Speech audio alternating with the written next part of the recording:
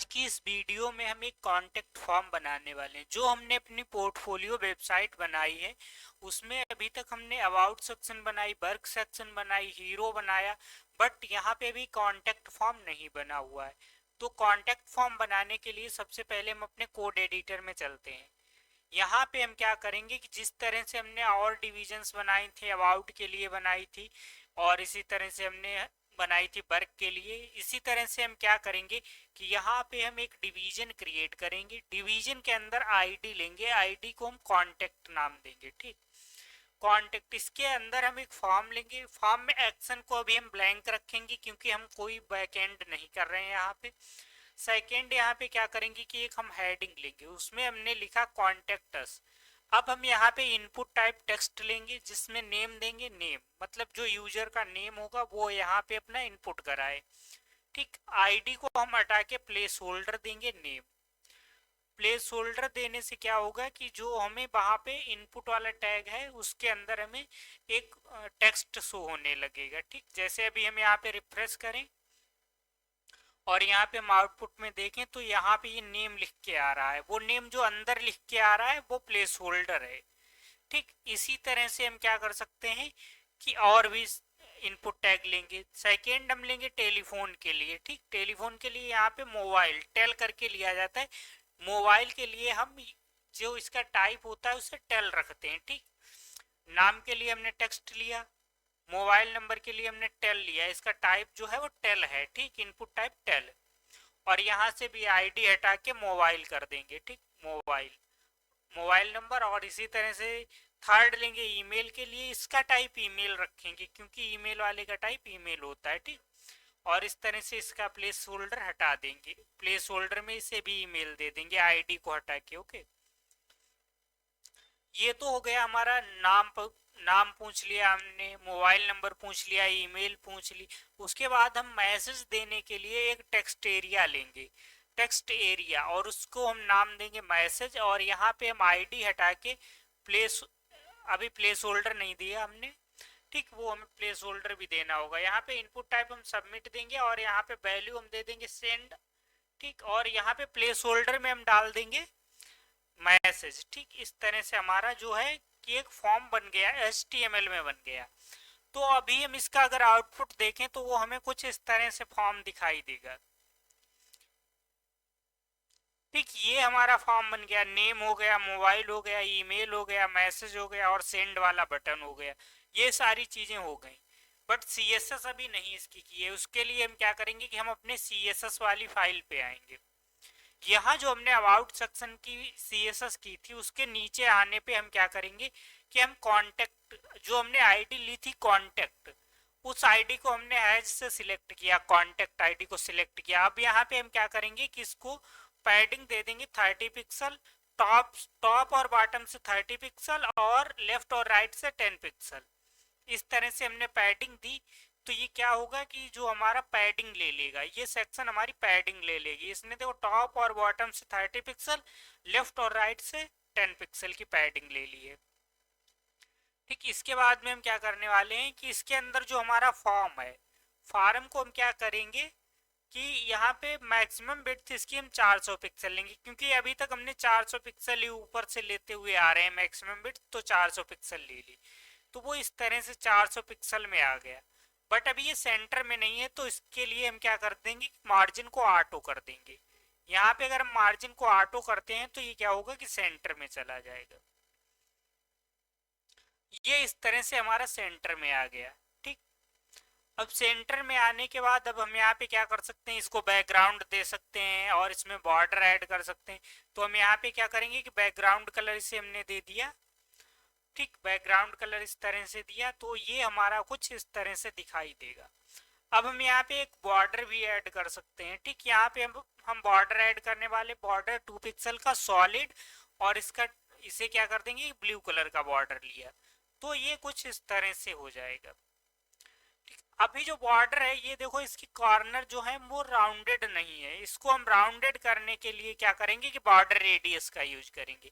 Border radius अगर हम यहाँ पे कर दें 10 पिक्सल की तो ये इसके कॉर्नर्स हैं वो राउंडेड हो जाएंगे। ठीक, इसके कॉर्नर जो हैं अब वो राउंडेड हो चुके हैं।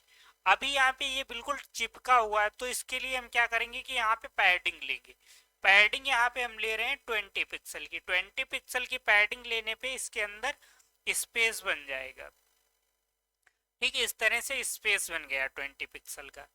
ओके, अब यहाँ पे हम क्या करने वाले हैं कि जो हमने यहाँ पे पैडिंग ली थी कांटेक्ट में 30 पिक्सल की, उसको हम 50 पिक्सल कर देंगे। ठीक, 50 पिक्सल इसलिए किया कि जैसे 30 पिक्सल देखो तो ऊपर बहुत कम स्पेस लग रहा है, इसलिए हमने 50 पिक्सल कर दिया, जिससे कि स्पेस ऊपर का बढ़ जाए। ऊपर और नीचे का स्पेस यहाँ पे क्या होगा कि बढ़ जाएगा, 50%, 50 पिक्सल ऊपर 50 पिक्सल नीचे। अब हम यहाँ पे इसके अंदर की जो हमने फॉर्म वाला टैग बनाया उसके अंदर की प्रॉपर्टीज को स्टाइल करने वाले हैं। ठीक, इसके बाद फॉर्म के अंदर हमने क्या डाला है, फॉर्म के अंदर हमने h2 डाला है। यहाँ पे h2 डाला है, फिर इनपुट टैग डाले हुए हैं। ठीक, h2 के लिए हम स्टाइल करने वाले हैं। यहाँ पे कांटेक्ट, इसके अंदर फॉर्म, फॉर्म के अंदर h2 को हमने डाला है। इसको हम क्या करेंगे कि फॉन्ट साइज 26 पिक्सल का हम कह रहे हैं। और फॉन्ट साइज के साथ में क्या हो कि मार्जिन भी ले ले, मार्जिन 10 पिक्सल का टॉप और बॉटम से हमें 10 पिक्सल का चाहिए। अगर हम मार्जिन 10 पिक्सल लेंगे, मार्जिन 10 पिक्सल लेने पे ये क्या करेगा कि चारों साइड से मार्जिन लेगा। तो देखो कि ये क्या हुआ कि इस साइड से, लेफ्ट साइड से भी हट गया 10 पिक्सल इधर। ठीक, जैसे ये वाला नहीं हटा है बट ये 10 पिक्सल इधर से भी मार्जिन लिया, तो वो हम नहीं चाहते। तो इसके लिए लेफ्ट और राइट का हमने 0 पिक्सल कर दिया, जिससे क्या होगा कि ये मतलब एक उसमें आ जाएंगे, एक लाइन में आ जाएंगे सब। ठीक, स्टार्टिंग इनकी सेम पोजीशन से होगी। इसी तरह से हम क्या करेंगे कि कांटेक्ट फॉर्म, कांटेक्ट उसके बाद फॉर्म, और उसके अंदर जो इनपुट है, इनपुट को हम क्या करेंगे कि विड्थ दे देंगे 100%। 100% विड्थ देने से क्या होगा कि जो अभी एक लाइन में दो दो आ रहे हैं इनपुट, ये क्या होंगे कि सिंगल हो जाएंगे, क्योंकि ये 100% विड्थ ले रहे हैं इसलिए। ठीक, अब इसके बाद में हम इसे यहाँ पे और स्टाइलिंग कर सकते हैं कि यहाँ पे दूसरा हम क्या करेंगे कि जो हमारा जैसे यहाँ पे टेक्स्ट एरिया देखो, जो टेक्स्ट एरिया जो हमने मैसेज दिया है वो नहीं, उसने अपनी विड्थ को नहीं इंक्रीज किया। तो उसके लिए हम क्या करेंगे कि यहाँ पे टेक्स्ट एरिया लिखेंगे। टेक्स्ट एरिया कामा लगेगा, क्योंकि हम सेम प्रॉपर्टी देने वाले हैं इनपुट को और टेक्स्ट एरिया को, तो उसके लिए हमने ये कर दिया। ठीक, अब इनपुट और टेक्स्ट एरिया ने सेम प्रॉपर्टीज ले ली, वो भी 100% की विड्थ लेने लगा है। इसके बाद में हम क्या करने वाले हैं, पैडिंग यहाँ पे देंगे। पैडिंग 10 पिक्सल की देते हैं, तब क्या होगा कि अभी जो अगर जैसे रिफ्रेश नहीं किया तो ये देखो इसके अंदर जो प्लेस होल्डर है वो बिल्कुल इससे चिपका हुआ है। अब जैसे ही हम रिफ्रेश करते हैं तो वो दूर हो गया, क्योंकि जब हम यहाँ पे कुछ भी लिखना स्टार्ट करेंगे तो वो थोड़ा दूर से स्टार्ट होगा। ठीक, वो हमने पैडिंग ले ली 10 पिक्सल की, इसलिए इस तरह से हमने पैडिंग को लिया। इसी तरह से अब हम क्या करेंगे कि यहाँ पे मार्जिन भी लेंगे। यहाँ पे अगर हम मार्जिन 10 पिक्सल का लेते हैं, ठीक, मार्जिन 10 पिक्सल का लेने पे क्या होगा कि जो है कि वो मार्जिन दोनों साइड से लिया, इधर से 10 पिक्सल का मार्जिन लिया तो इधर पैडिंग के ऊपर 10 पिक्सल इसने ऊपर आ गया। ठीक, इसके ऊपर ओवरलैप कर गया। तो इसके लिए हम क्या करेंगे कि जो लेफ्ट और राइट वाला है मार्जिन उसको हम 0 कर देंगे। उसको जब हम 0 करते हैं तो वो फिर से सही आ जाएगा, अपने अलाइन में आ जाएगा इससे। ठीक, इस तरह से इसका अलाइन सही हो गया। अब हम यहाँ पे इसके फॉन्ट साइज को इंक्रीज कर सकते हैं और भी बहुत सी चीजें कर सकते हैं। यहाँ पे हम क्या करेंगे कि फॉन्ट साइज 20 पिक्सल करेंगे, तो इसके अंदर जो फॉन्ट साइज होगा, जो टेक्स्ट मतलब इनपुट टैग के अंदर जो फॉन्ट साइज है वो जो हम यहाँ पे टाइप करेंगे वो फॉन्ट साइज बड़ा हो जाएगा। अब ये क्या होगा कि यहाँ पे हम बड़ा टाइप करेंगे वो थोड़ा बड़ा आएगा। ठीक, इस तरह से अब हम यहाँ पे कर दिया है। इसके बाद में हम क्या करने वाले हैं कि यहाँ पे और प्रॉपर्टीज देंगे कि जो हमने टेक्स्ट एरिया लिया था उसको हम क्या करेंगे कि कांटेक्ट के अंदर फॉर्म के अंदर वाला टेक्स्ट एरिया। अदरवाइज हम वेबसाइट पे कहीं अदर पोजीशन पे मतलब अगर टेक्स्ट एरिया यूज करेंगे तो वहां पे भी वही प्रॉपर्टी अप्लाई कर देगा। हम वो प्रॉपर्टी नहीं अप्लाई करना चाहेंगे, इसीलिए हमने क्या किया कि जो हमने कांटेक्ट वाली आईडी बनाई है उसके अंदर का ही टेक्स्ट एरिया है, उसी पे ये स्टाइल अप्लाई होनी चाहिए। ठीक, अब यहाँ पे एक चीज देखो, ये टेक्स्ट एरिया है, इसको हम इंक्रीज कर सकते हैं, इस साइड भी इंक्रीज डिक्रीज ये सारी चीजें हो रही। तो इसको ऑफ करने के लिए हमें क्या करना होगा कि कॉन्टेक्ट के अंदर जो फॉर्म है उसके अंदर टेक्स्ट एरिया है, उसको हम क्या करेंगे कि उसका रिसाइज जो है वो हम नन कर देंगे, कि वो रिसाइज नहीं होना चाहिए। अभी जैसे ये रिसाइज हो रहा था, इस तरह से ये रिसाइज हो रहा है बार बार, जब हमने वहां पे रिसाइज को नन कर दिया है, अब क्या होगा कि ये रिसाइज होना बंद हो जाएगा, अब हम इसे घटा बढ़ा नहीं सकते। बट यहाँ पे हम क्या करेंगे कि मिनिमम हाइट इसको दे देंगे, मिनिमम हाइट हम दे देंगे 150 पिक्सल की। मिनिमम हाइट से क्या होगा कि इसकी हाइट कम से कम 150 पिक्सल तो रहेगी ही, ठीक। अब हम यहाँ पे जो भी चीज टाइप करेंगे, अगर इस तरह से एंटर लगाते जाते, तो इसके बाद में ये क्या होगा कि इसके अंदर एक स्क्रॉल बार आ जाएगा, ठीक। ये स्क्रॉल हो जाएगा कि जो मैसेज अगर बहुत लंबा है तो वो स्क्रॉल हो जाएगा नीचे, ठीक। इस तरह से हम इसे कर सकते हैं। यहाँ तक तो ये सिंपल सा एक कॉन्टेक्ट फॉर्म बन गया। अब यहाँ पे इसको हम बटन को अलग स्टाइल कर सकते हैं। यहाँ पे जैसे हम क्लिक करते हैं, इस पे क्या होता है कि इसके आगे एक आउटलाइन आ रही है, उस आउटलाइन को हम हाइड कर सकते हैं। उसके लिए हम क्या करेंगे कि टेक्स्ट एरिया की भी आउटलाइन को हाइड करेंगे और इनपुट वाले की भी। तो इसके लिए हम यहाँ पे आए, यहाँ पे हमने क्या किया, आउटलाइन को नन कर दिया। आउटलाइन नन करेंगे तो ये जो आउटलाइन है वो नहीं आएगी, अभी तक आ रही थी, अब ये आउटलाइन नहीं आएगी यहाँ पे क्लिक करने पे, ठीक। और दूसरा क्या करने वाले हैं यहाँ पे कि यहाँ पे हम बॉर्डर को दे देंगे 1 पिक्सल सॉलिड, और इसको ब्लू कलर का एक बॉर्डर दे देंगे, ठीक। ये हमारा बॉर्डर इस तरह से आ जाएगा ब्लू कलर का। और यहाँ पे अभी ये राउंडेड नहीं है तो इसको हम राउंडेड कर सकते हैं बॉर्डर रेडियस के थ्रू, ठीक। बॉर्डर रेडियस अगर हम 5 पिक्सल का लेते हैं तो ये राउंडेड हो जाएगा, इस तरह से ये राउंडेड भी हो गया, ठीक। इसके बाद में और भी हम प्रॉपर्टीज अप्लाई कर सकते हैं। अब हम क्या करेंगे कि जो हमने इनपुट लिया है, यहाँ पे कॉन्टेक्ट फॉर्म के अंदर जो इनपुट टैग है, क्योंकि हमने इनपुट टैग को ही सबमिट किया था, टाइप इसका सबमिट दिया था, अगर ये सेम चीज को हम वहां पे लिख दें तब क्या हो जाएगा, इस तरह से। अगर ब्रैकेट यहाँ पे क्या करेंगे कि हम एक ब्रैकेट लेंगे, ब्रैकेट के अंदर टाइप सबमिट लिखेंगे, और तो क्या होगा कि जो हमने इनपुट लिया है वो सबमिट वाला जो इनपुट टाइप है ओनली उस पे प्रॉपर्टीज अप्लाई होंगी, ठीक। सबमिट वाले पे हम क्या करेंगे कि इसे हम बैकग्राउंड कलर दे देंगे ब्लू कलर का। देखो तो क्या होगा कि बाकी किसी पे बैकग्राउंड कलर नहीं अप्लाई होगा, बट ये जो हमने सबमिट वाला लिया है उस पे बैकग्राउंड कलर अप्लाई हो गया। अगर यहाँ पे हम टेक्स्ट कर दें, ठीक, ठीक, तो क्या होगा कि जो हमने पहला वाला टेक्स्ट वाला कौन सा लिया है, कि हमने फर्स्ट वाला लिया जिसमें नेम दिया, तो उसका बैकग्राउंड कलर चेंज हो जाएगा, बट हमें उसका बैकग्राउंड कलर चेंज चाहिए नहीं, हमें ओनली सबमिट टाइप वाला जो इनपुट है उसका उसका बैकग्राउंड कलर क्या हमें चेंज चाहिए, इसीलिए हमने बैकग्राउंड कलर ब्लू कर दिया है। उसका फॉन्ट कलर भी हम कर सकते हैं कि फॉन्ट कलर क्या हो, वाइट हो जाए, ठीक। इस तरह से वाइट हो जाए। अब इसका फॉन्ट साइज वाइट हो गया, ठीक। और इस पे क्या हो, कर्सर जब हम इसके ऊपर आए तो कर्सर हमारा पॉइंटर हो जाए, पॉइंटर मतलब वो हैंड टाइप का आ जाता है, एक हाथ टाइप का पॉइंटर हो जाए, और यहाँ पे इसका कलर भी चेंज हो। तो उसके लिए हम क्या करेंगे कि यहाँ पे आके कर्सर को हमने पॉइंटर किया, और यहाँ पे क्या करेंगे कि जो हमारा इनपुट टाइप सबमिट है उसके ऊपर जब हम हॉवर करें तो उसका बैकग्राउंड कलर क्या हो जाए कि येलो कलर का हो जाए, ठीक। ये येलो कलर हमने दे दिया। अब ये क्या होगा कि जैसे यहाँ पे हम हॉवर करेंगे तो ये देखो हैंड टाइप का पॉइंटर आ गया, इसे हम पॉइंटर बोलते हैं, और यहाँ पे क्या हो रहा है कि येलो हो रहा है।